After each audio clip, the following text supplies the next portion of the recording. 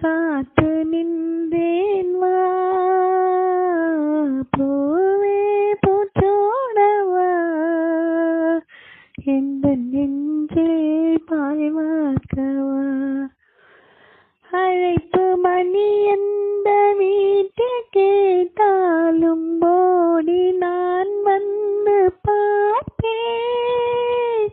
தென்றல் என் மீது தாங்கவேயில்